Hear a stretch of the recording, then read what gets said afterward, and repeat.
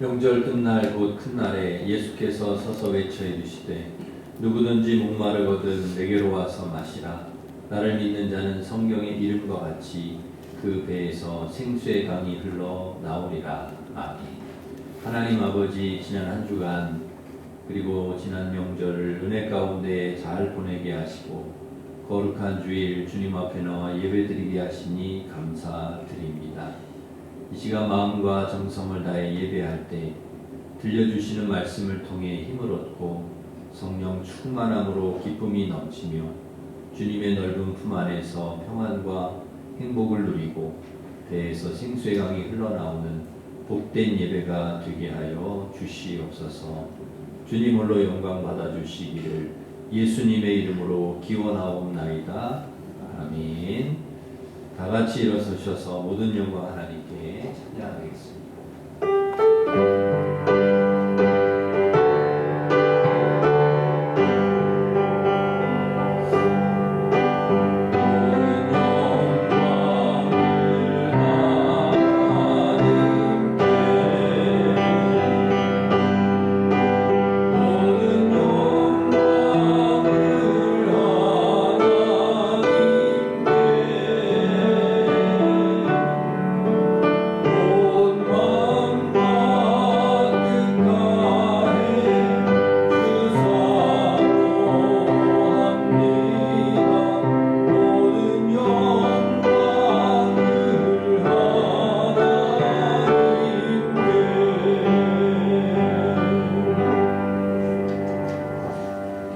고백의 기도를 함께 드리겠습니다. 사랑의 하나님, 어두운 세상 속에서 방황하던 저희에게 밝은 빛을 주시고 예수 그리스도를 통하여 말로 다할 수 없는 크신 은혜를 주시니 감사드립니다. 오늘도 성령으로 충만케 하셔서 주님께서 기뻐하시며 주님의 영광이 드러나는 합당한 예배가 되게 해 주옵소서. 자신을 높이려는 마음으로 비교하고 경쟁하며 다툼과 허용으로 살았던 저희를 긍휼히 여겨 주옵소서. 주님의 겸손을 본받지 못하고 시기와 미움과 교만으로 살 때도 있었습니다. 은밀한 죄악을 행하며 살았던 저희를 불쌍히 여겨 주시고 한 주간의 모든 죄악을 주님 앞에 고백하오니 정결한 예수님의 보혈로 깨끗게 하여 주시옵소서. 아멘. 계속해서 우리가 지금 모든 죄를 고백하며 찬의 기도를 드리겠습니다.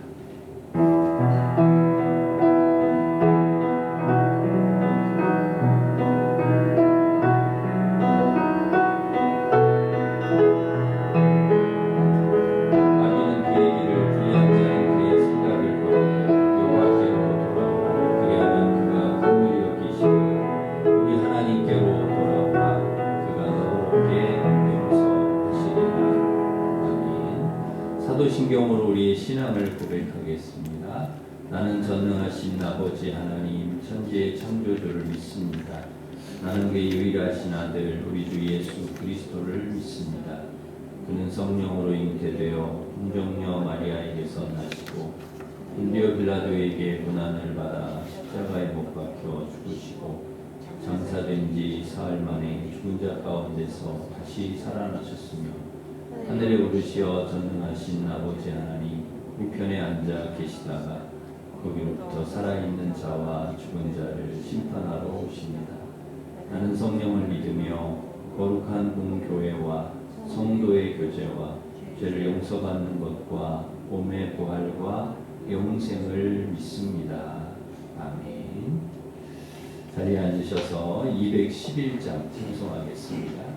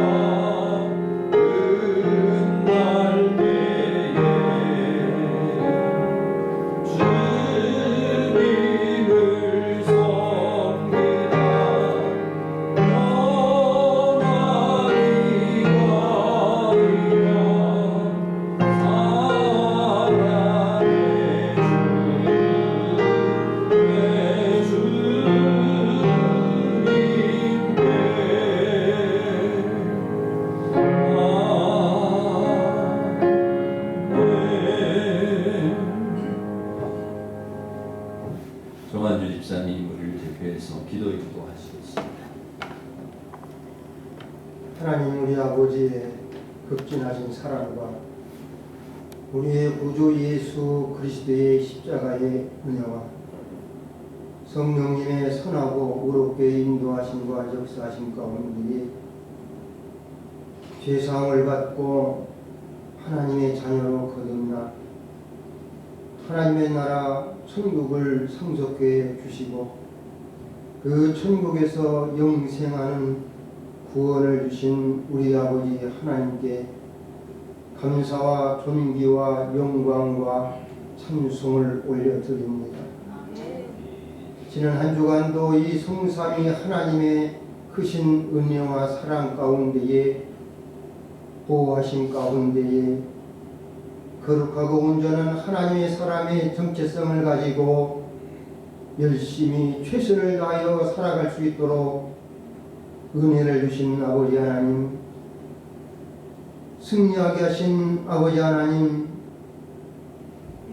우리의 삶의 재물을 가지고 주님 앞에 나와 올려드리오니 기쁘게 자비롭게 받아주셔서 영광으로 찬송으로 거두어 주시옵소서.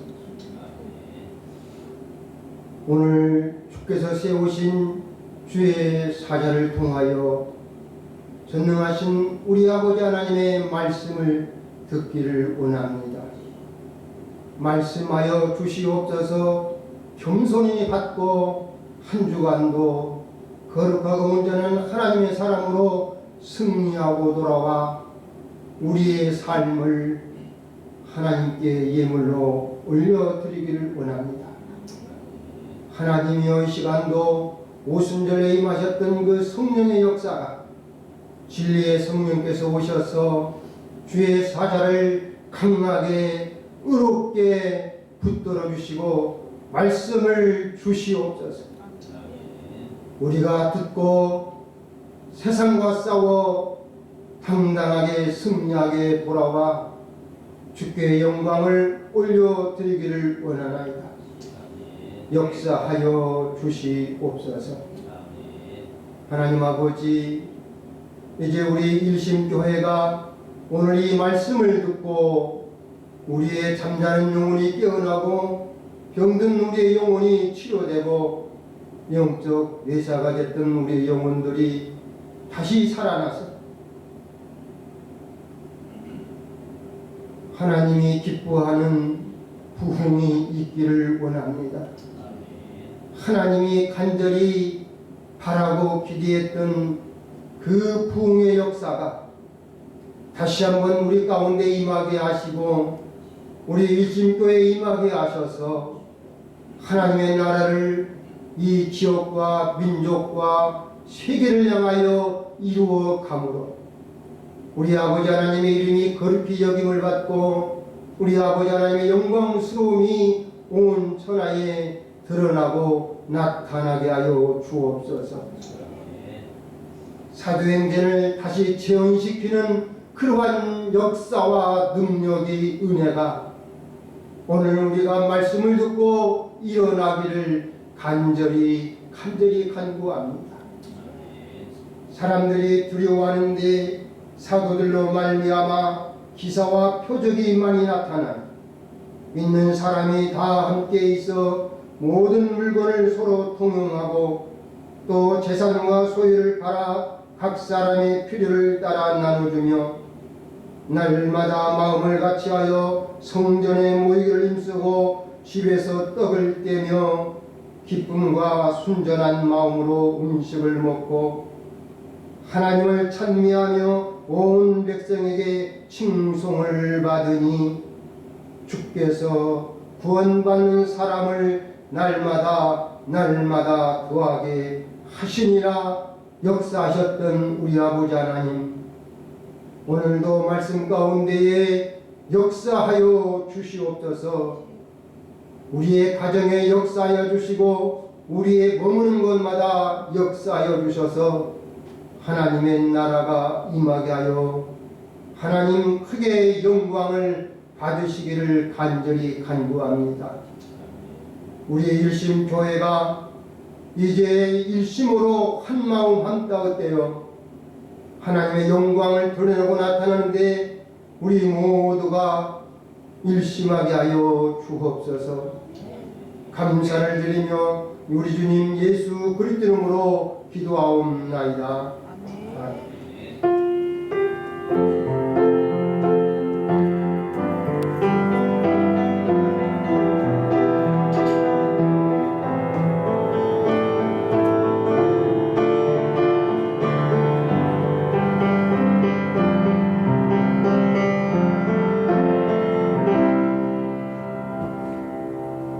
이제 다 같이 일어서셔서 봉헌 찬양하시면서 봉헌하겠습니다.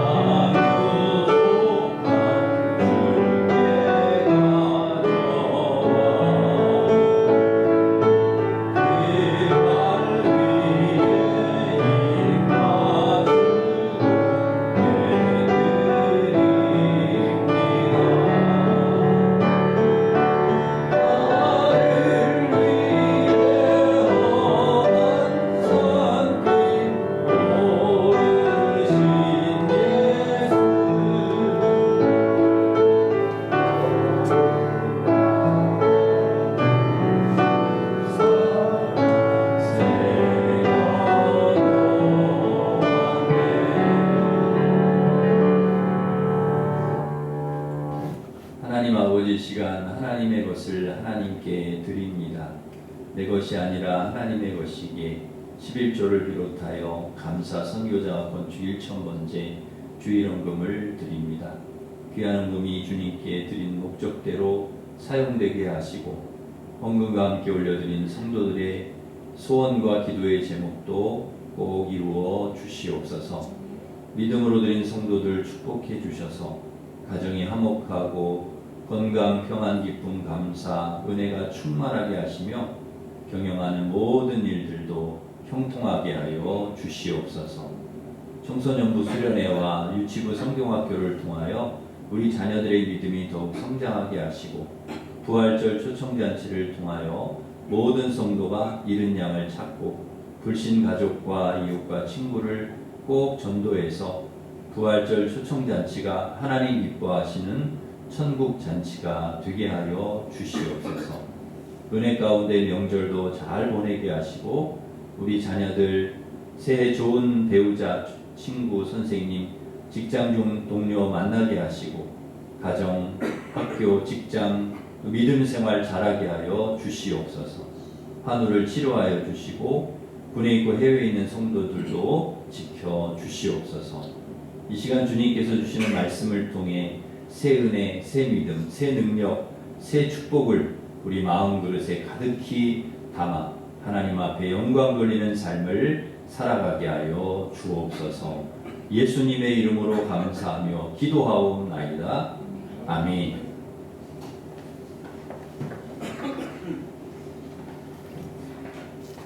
교회의 소식을 전해드리겠습니다. 주보를 참고하시기 바랍니다. 금요 찬양 집회는 교역자 찬양팀 인도로 금요일 저녁 8시 30분에 있습니다. 오셔서 함께 기도하시고 또 은혜 받으시기를 바랍니다. 이제 사순절이 시작이 됩니다. 이번 주 수요일 14일이 제수요일입니다. 이 사순절 기간 동안에 예수님의 고난과 십자가를 생각하며 절제 금식 기도 말씀 묵상하면서 경건하게 보내시기를 바랍니다. 중보기도회가 오전 10시 당회실에서 했습니다. 자치회 회장 모임이 다음 주일 오후 12시 40분에 로뎀 카페에서 있겠습니다. 70일간의 아름다운 동행 부활절 초청잔치가 3월 31일 부활주일에 있습니다. 기도하시면서 우리 가족, 친지, 이웃 초청을 해주시기를 바랍니다. 우리 비치된 작정서 용지를 작정하셔서 꼭 초청하실 분들 이렇게 넣어주시면 기도하겠습니다. 청소년부 2월 23일부터 24일까지, 유치부 3월 9일부터 10일까지 교회에서 있습니다.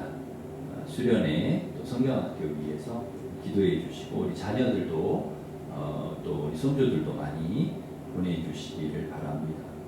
우리 수험생들 위해서 계속 기도해 주시기 바랍니다. 오늘 중식은 명절 관계로 없습니다. 그리고 다음 주에는 17구역 주간 배식하겠습니다. 우리 옆에 있는 분과 서로 인사하겠습니다. 새해 복 많이 받으시기 바랍니다. 새해 복 많이 받으시기 축복하겠습니다.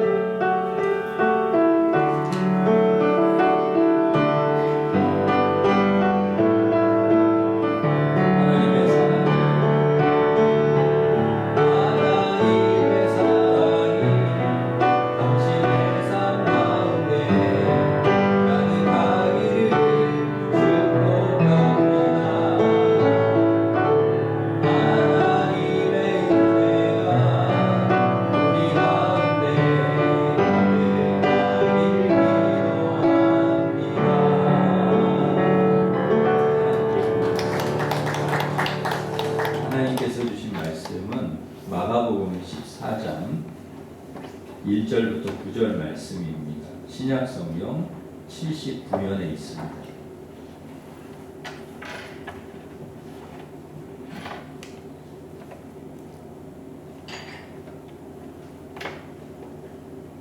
마가복음 14장 1절부터 9절 말씀입니다. 이제 하나님 말씀을 공독해 드리겠습니다. 이틀이 지나면 유월절과 무교절이라 대제사장들과 서기관들이 예수를 흉계로 잡아 죽일 방도를 구하며 이르되 밀란이 날까 하노니 명절에는 하지 말자 하더라. 예수께서 베다니 나병 환자 시몬의 집에서 식사하실 때에 한 여자가 매우 값진 향이 곧 순전한 나드 한 옥합을 가지고 와서 그 옥합을 깨뜨려 예수의 머리에 부으니 어떤 사람들이 화를 내어 서로 말하되 어찌하여 이 향유를 허비하는가? 이 향유를 300데나리온 이상에 팔아 가난한 자들에게 줄 수 있었겠도다 하며 그 여자를 책망하는지라. 예수께서 이르시되 가만두라. 너희가 어찌하여 그를 괴롭게 하느냐? 그가 내게 좋은 일을 하였느니라.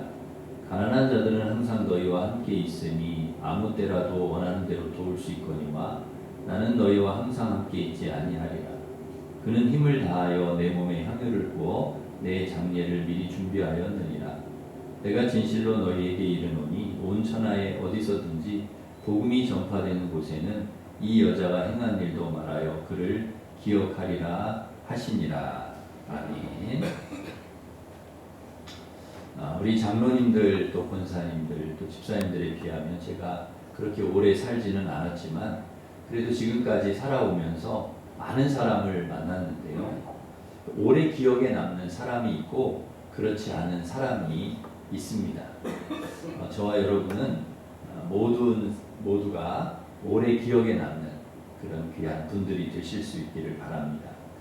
6월절과 무교절 이틀 전에 대제사장들과 서기관들이 예수님을 흉악한 계략으로 잡아 죽일 방법을 찾으면서 밀란이 날까 염려가 되니 명절에는 하지 말자 이렇게 이야기를 합니다. 예수님 죽일 디데이를 명절 후로 이렇게 잡은 것이죠. 예수님의 십자가 사역이 이제 얼마 남지 않은 그런 시점입니다. 예수님이 예루살렘으로 올라가시다가 예루살렘과 아주 가까운 베단이라고 하는 지역에 나병 환자 시몬의 집에서 식사를 하셨습니다. 바로 그때 한 여자가 매우 값진 향유 곧 순전한 나드 한 옥합을 가지고 와서 그 옥합을 깨뜨려 예수님 머리에 부었습니다. 향유는 적은 양으로도 상당한 가치가 있고 황금성도 뛰어났기 때문에 결혼 지참금 등으로 향유를 받아 보관하는 사람이 많았습니다. 그러니까 이 향유를 담은 옥합을 깨뜨려 예수님 머리에 부은 것이죠. 그러자 어떤 사람들이 화를 내면서 서로 말하기를 이 향유를 300데나리온에 팔아서 가난한 자들에게 줄 수 있었을 텐데 어째서 이 향유를 이렇게 허비하냐 하면서 이 여인을 책망했습니다. 당시 한 데나리온은 노동자의 하루 품삯이었는데요.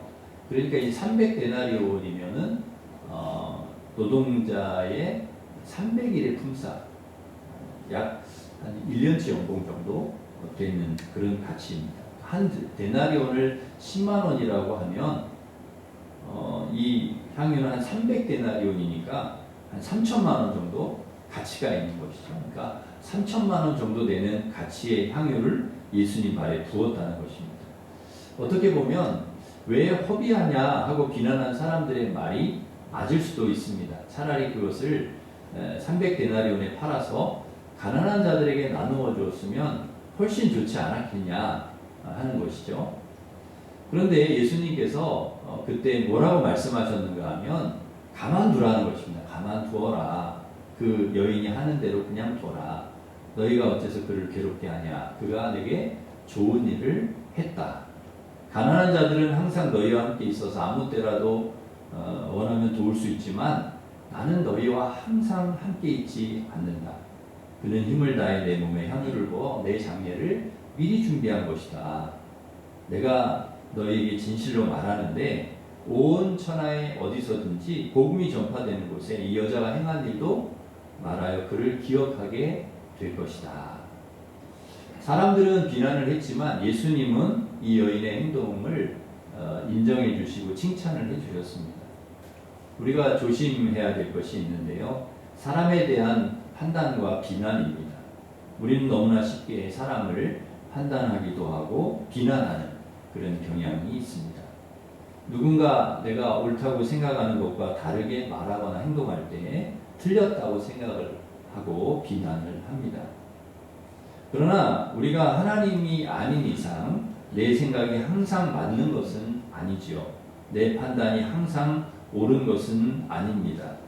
내 생각과 판단이 맞지 않을 수도 있고 오류가 있을 수 있습니다. 그러기에 우리는 항상 조심해야 합니다. 내 생각과 좀 다르더라도 판단하고 비난하는 것을 자제할 필요가 있습니다. 판단의 기준이 내 생각과 경험이 되어서도 안 됩니다. 판단의 기준은 항상 하나님의 말씀이어야 합니다. 사랑하는 성도 여러분, 내 관점과 기준으로 사람들을 판단하고 비난하는 것이 아니라 항상 예수님의 관점, 말씀의 관점, 믿음의 관점으로 사람을 바라보고 그리고 항상 깊이 있게 생각하는 우리 성도들 되시기를 바랍니다. 내 관점으로 보면 여인의 행동이 이해가 되지 않는 것이죠. 아니 저렇게 비싼 향유를 왜 허비하는지 이해가 되지 않는 것입니다. 그러나 예수님은 여인이 왜 향유를 예수님께 부었는지 그 이유를 아셨습니다. 이 여인은 예수님께 너무나 큰 은혜를 받았고 은혜 베풀어 주신 예수님께 보답하고 싶은 마음이 컸던 것이죠. 그래서 자신이 가지고 있는 가장 소중한 것을 예수님께 드린 것입니다. 은혜를 모르고 예수님을 사랑하지 않는 사람은 도저히 이해할 수 없는 그런 행동인 것이죠. 그러나 은혜를 알고 예수님을 사랑하는 사람은 충분히 이해할 수 있는 그런 행동인 것입니다. 값비싼 향유라도 아깝지 않은 것이죠. 그보다 더 좋은 것이 있더라도 그것을 드렸을 것입니다.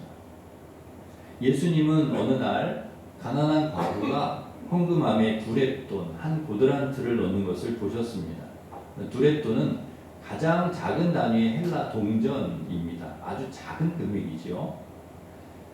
사실 그 당시에 부자들은 비교가 안 될 정도로 많은 돈을 과부보다 훨씬 많은 돈을 헌금함에 넣었습니다.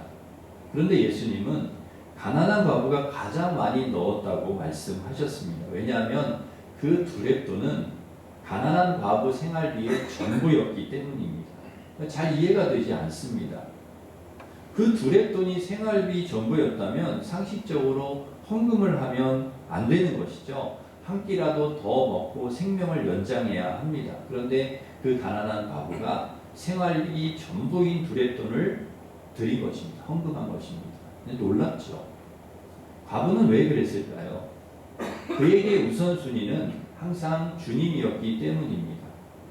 주님을 사랑하기 때문인 것이죠. 그래서 주님께 드린 것입니다. 어느 날 서기관 한 사람이 예수님께 물었습니다. 선생님, 첫 번째 계명이 무엇인지 저희들에게 좀 알려주세요. 그러자 예수님께서 알려주셨는데, 첫째는 이것이니 내 마음을 다하고 목숨을 다하고 뜻을 다하고 힘을 다해 주 너의 하나님을 사랑하라. 이게 첫 번째다. 이게 첫 번째 계명이다. 이렇게 말씀을 해주셨습니다. 여러분, 우리에게도 동일하게 주님은 말씀하십니다. 우리가 첫 번째 계명으로 삼고 살아가야 될 것은 하나님을 사랑하라는 것이죠. 이 말씀 우리는 깊이 새겨야 합니다. 향유를 부은 여인이나 가난한 과부의 첫 번째는 바로 이 주님을 사랑하는 마음이었습니다. 여러분, 우리에게 첫 번째는 무엇입니까? 하나님을 사랑하는 마음, 예수님을 사랑하는 마음, 그것이 첫 번째예요. 나머지는 다 두 번째, 세 번째이지. 물질, 명예, 권력, 인기, 사람, 다 두 번째, 세 번째입니다. 여러분, 우리가 예배가 중요합니다. 기도하는 것도 중요하고, 말씀 보고, 전도하고, 선교하고, 봉사하고, 교제하는 것 다 중요합니다. 그런데 하나님 사랑이 첫 번째입니다. 나머지는 다 두 번째, 세 번째. 첫 번째가 빠진 상태로 우리는 얼마든지 예배하고, 기도하고, 말씀 읽고, 전도하고, 선교하고, 봉사하고, 교제할 수 있습니다. 그러나 하나님이 그것을 기뻐하시지는 않습니다. 반드시 그 안에 하나님을 사랑하는 마음이 들어있어야 합니다. 하나님을 사랑하는 마음으로 예배해야 되고, 하나님을 사랑하는 마음을 가지고 기도해야 되고, 그리고 말씀을 읽어야 되고, 봉사해야 되고, 선교해야 된다는 것이죠. 가난한 과부가 생활비 전부를 드리듯이 이 여인은 향유를 주님께 부은 것입니다. 사랑하지 않는 사람들은 이해할 수 없는 그런 행동을 한 것이죠. 전에 교회에서 사역할 때 한 젊은 집사님이 백혈병으로 요양 중에 있었는데요. 서울대병원에 입원하고 있을 때 그 남편 옆에서 병간호하느라고 한동안 주일 예배를 드리러 나오지를 못했습니다. 제가 신방하러 갔는데 그동안에 모아두었던 11조 감사원금을 제게 건네면서 제가 예배 드리러 가서 드려야 되는데 그럴 수 없어. 목사님께 드립니다.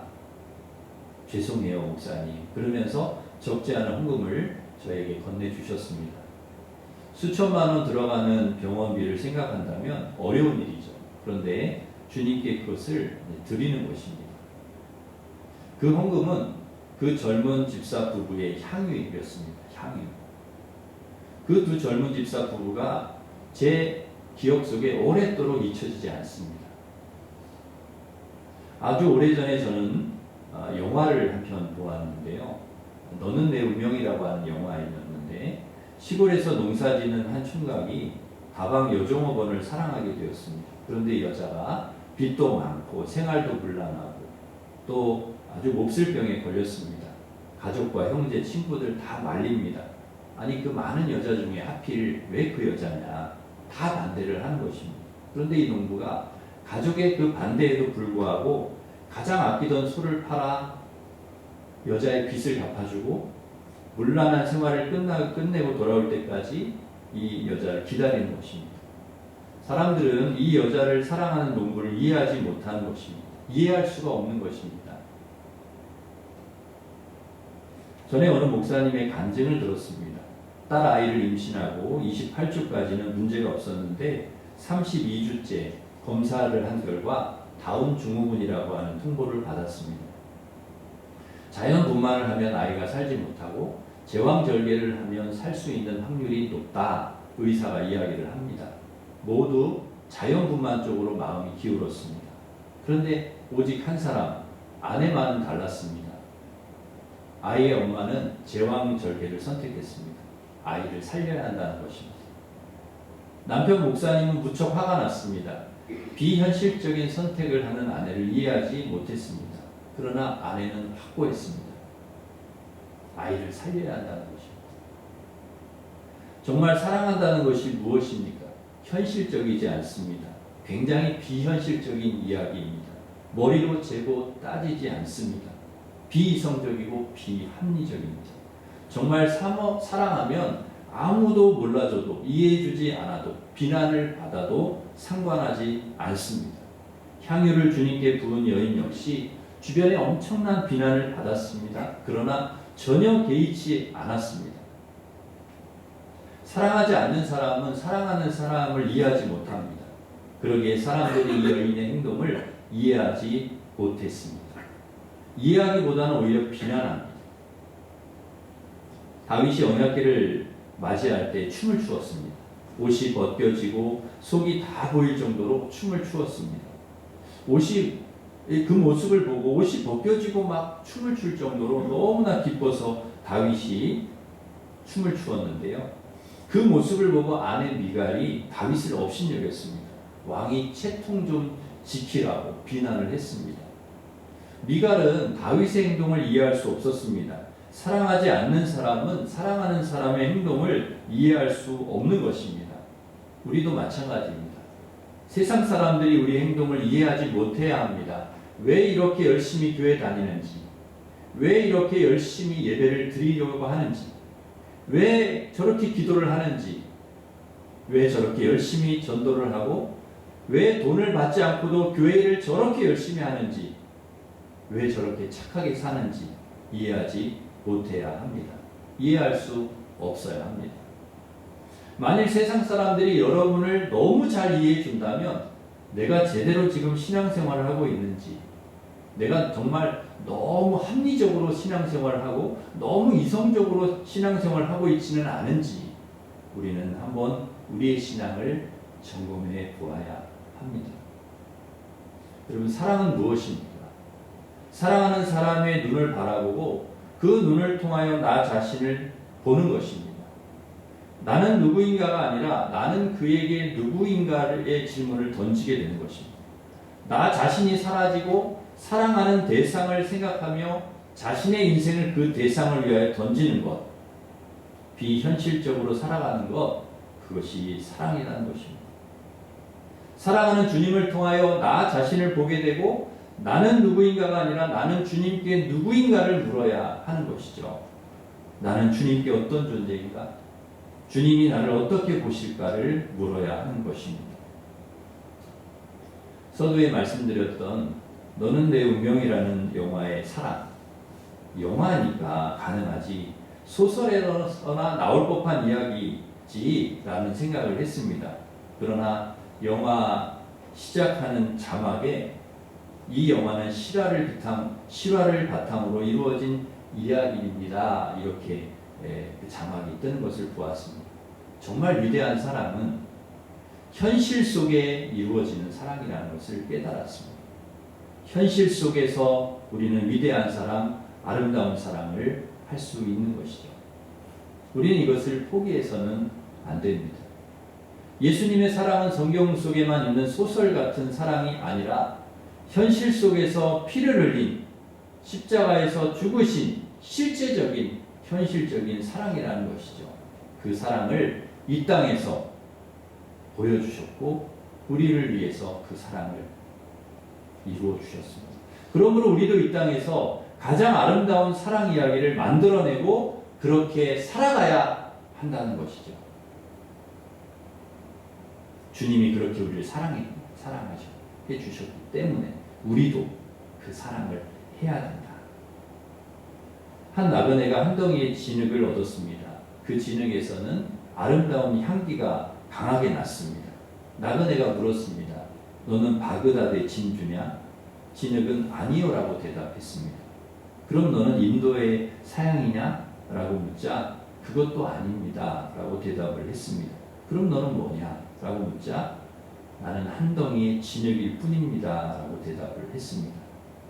그러자 나그네는 그러면 어디서 그런 아름다운 향기가 나오냐? 라고 물었습니다. 이에 그 진흙이 말합니다. 나는 백합화와 함께 오랫동안 살았습니다. 진흙이 지닌 향기의 비밀은 백합화와 함께 오래 살았기 때문이었습니다. 향유를 주님께 부은 여인의 향기가 도대체 어디서 온 것일까? 주님께로부터 온 향기입니다. 주님께서 우리를 사랑하셨기에 우리도 사랑하는 것입니다. 주님께서 모든 것을 자신의 생명까지도 우리에게 주셨기에 우리도 가장 귀한 것을 주님께 드리는 것입니다. 우리 자신은 아름다운 것도 없고 향기로운 것도 없고 자랑할 만한 것도 없습니다. 그러나 그리스도께서 내 안에 계시고 함께 하시니까 우리에게서 아름다운 향기가 나오는 것입니다. 우리 그럴 만한 사람이 아닌데 그런 향기가 나옵니다. 여러분에게 이 아름다운 향기가 나기를 간절히 바랍니다. 김홍식 씨는 우리가 살아가는 이유라는 책에서 이렇게 말합니다. 사람이 실패했을 때, 난관에 처했을 때 가장 두려운 것은 사람들이 떠나가는 것입니다. 그것도 가까운 사람이 떠나갈 때 실패의 아픔은 뼈에 사무치지요. 그러나 단 한 사람이라도 변함없이 자신의 옆자리를 지켜준다면 그 한 사람은 떠나간 수십 명의 사람이 주었던 아픔을 다 씻어내 줍니다. 실패하든 성공하든 변함없이 나를 사랑할 그 단 한 사람 때문에 말입니다. 죽음을 목전에 둔 예수님께 여인의 행동이 얼마나 위로와 힘이 되었겠습니까? 여인이 부은 향유 냄새가 퍼져서 방 안에만 아니라 그 온 집에 가득했을 것입니다. 아니, 이 향유 냄새가 얼마나 강한지 초대교회까지 퍼져서 가득했습니다. 그리고 그 여인의 아름다운 향유 냄새는 2000년이 지난 지금까지도 우리에게 퍼지고 있고 앞으로도 퍼져나갈 것입니다. 신학자 폴 틸리는 이 여인이 낭비한 향유를 가리켜서 거룩한 낭비라고 말했습니다. 이것이 인생의 멋이고 신앙의 맛입니다. 상식을 뛰어넘는 것, 상식을 뛰어넘는 신앙적 헌신과 봉사보다 아름다운 것이 어디 있겠습니까? 크리스천이라면 이 여인처럼 한 번은 자기를 깨서 주님께 붓는 사건이 있어야 합니다. 이것이 크리스천의 아름다움이죠. 이 여인의 모습이야말로 주님께 드릴 수 있는 가장 아름다운 사랑과 헌신, 그녀가 낼 수 있는 가장 아름다운 향기를 주님께 드린 것입니다. 여인이 주님께 보여드릴 수 있는 가장 아름다운 모습을 보여드린 것이죠. 그래서 예수님은 현실적인 비난의 소리를 낸 사람들에게 그를 가만 좀 둬라. 그가 내게 좋은 일을 했다. 가난한 자들은 항상 너희와 함께 있지만 나는 항상 있지 않는다고. 그는 힘을 다해 내 몸에 향유를 부어 내 장례를 준비했다. 복음이 전파되는 곳에 이 여자가 행한 일도 오랫도록 기억될 거라고 그렇게 말씀하셨던 것입니다. 손해보지 않고 지저분한 일 하고 싶지 않고 힘든 일 하고 싶지 않고 쉽고 편한 일 하고 싶고 불평은 듣고 싶지 않은 마음은 모든 사람에게 공통된 심리입니다. 그러나 그런 마음을 갖고 있지만 그 중에는 자기가 손해를 본다는 것을 알면서도 그것이 주님이 원하시는 것이라면, 하나님이 기뻐하신 일이라면 하는 사람이 있습니다. 어쩔 수 없어서가 아니라 진심으로 기꺼이. 그런 사람들 때문에 아름다운 향기가 나는 것입니다. 손해보고 싶지 않은 논리로만 살아가는 사람은 다른 사람에게 향기로울 수가 없습니다. 오래 기억될 수가 없습니다. 자신을 깨뜨려 희생하는 사람들을 통해서 그리스도의 향기가 나게 되는 것이죠. 여인은 아무도 상상할 수 없는 일들을 주님을 위해서라면 할 수 있다는 믿음으로 살았기 때문에 초대교회의 가장 든든한 반석이었고 초대교회의 생명력을 불어넣는 여인이 되었습니다. 아름다운 향기를 내는, 오래 기억될 수 있는 그런 여인. 눈에 눈물이 없으면 그 영혼에는 무지개가 없습니다. 눈에 있는 사랑, 눈물이 있는 사랑, 눈물이 있는 헌신의 사랑. 정도를 걷는 것도 중요하지만 상식을 벗어날 만큼 주님을 사랑하는 것은 더욱 중요합니다. 우리를 보실 때 주님께서 눈시울이 뜨거워지실 수 있도록 여러분의 향유를 주님께 부으셔서 아름다운 향기를 내는 오래도록 기억에 남는 그런 성도들 되시기를 주님의 이름으로 축원합니다. 기도하겠습니다. 하나님 아버지, 값비싼 향유를 주님 발에 부었던 여인처럼 주님을 사랑하고 주님을 위해 모든 것을 부을 수 있는 향기나는 인생, 오래도록 기억되는 인생 되게 하여 주시옵소서. 상식을 뛰어넘는 신앙으로 하나님을 기쁘시게 하는 인생으로 살아갈 수 있도록 주님 인도하여 주시옵소서. 예수님의 이름으로 기도하옵나이다. 아멘. 다 같이 일어서셔서 사랑합니다. 나의 예수님을 찬양하겠습니다.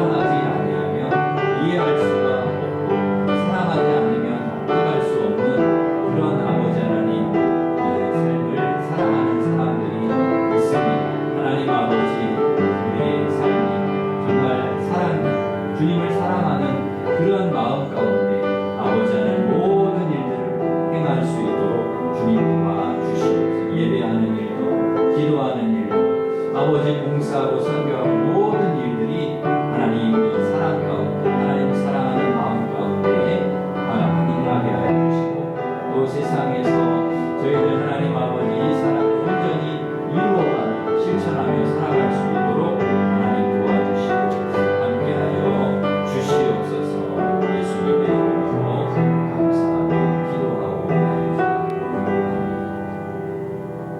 이제는 우리 주 예수 그리스도의 은혜와 하나님 사랑과 성령님의 교통하심이 값비싼 향유를 주님 발에 부었던 여인처럼 주님을 사랑하고 또 주님께 귀한 향유를 우리가 가지고 있는 향유를 부을 수 있는 그런 향기나는 인생, 또 상식을 뛰어넘는 신앙으로 하나님을 기쁘시게 하는 인생 되기를 원하는 우리 일신교의 모든 성도들 위해 이제로부터 영원토록 함께 하시기를 간절히 축원하옵나이다. 아멘.